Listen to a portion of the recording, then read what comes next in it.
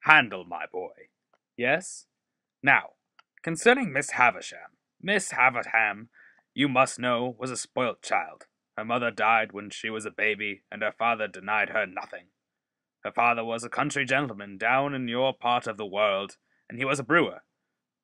Did she have any, brothers or, sisters? No, she was an only child. But she had a half-brother. Her father privately married again, his cook, I rather think. I thought you said that he was proud. My good Handel, he was proud. That's why he did it in secret, like any good gentleman would do. Well, then how do you know about this affair? The cook died. Problem solved. So the son became part of the family. He was awful, just awful, extravagant, undutiful, altogether bad. At last, his father was so upset he just disinherited him. But then he was dying, so he lost his common sense and gave a lot of money to him anyways, but not nearly as much as Miss Havisham. He quickly squandered all of his money. She was not happy, and now for the meat and potatoes of the story, Miss Havisham's lover. I never saw him, for this happened 25 years ago before you and I were ever born, Handel. But I have heard my father mention that he was a showy man, and the kind of a man for the purpose. But he was not to be, without ignorance or prejudice, mistaken for a gentleman. It is a principle of my father's that no man who was not a true gentleman at heart ever was, since the world began, a true gentleman in manner. He says no varnish can hide the grain of wood, and the more varnish you put on, the more grain will express itself. Well, this man pursued Miss Havisham closely, and professed to be devoted to her. I believe she had not shown much susceptibility up to that time, but all the susceptibility she possessed certainly came out then, and she passionately loved him. There is no doubt that she perfectly idolized him. He practiced on her affection in that systematic way that he got great sums of money from her, and he induced her to buy her brother out of a share in the brewery, which had been weakly left him by his father at an immense price, on the plea that when he was her husband, he must hold and manage it all.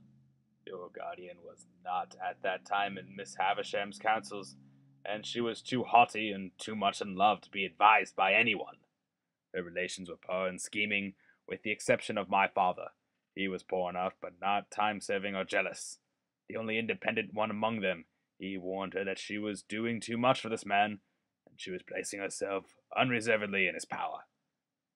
She took the first opportunity of angrily ordering my father out of the house in his presence, and my father has never seen her since. Well, whatever happened with the marriage? Well, I cannot tell you, but Miss Havisham can sing it to you.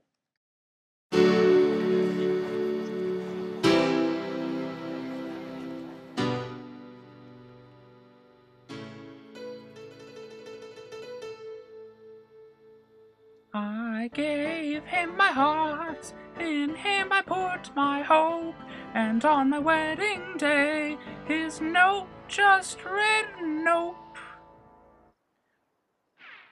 I gave him all I had, it was going to be better than fine. I was dressing, I might add, at 20 minutes to 9. The guests were all invited, the wedding dresses were bought, the cake was even sighted, no groom, I'll just rot.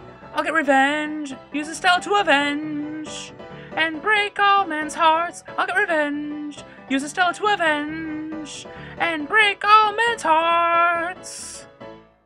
I might note he robbed me of all of my money, the brewery and the cash. His tires I will slash. I'll get revenge, use Estelle to avenge, and break all men's hearts, and break all men's hearts.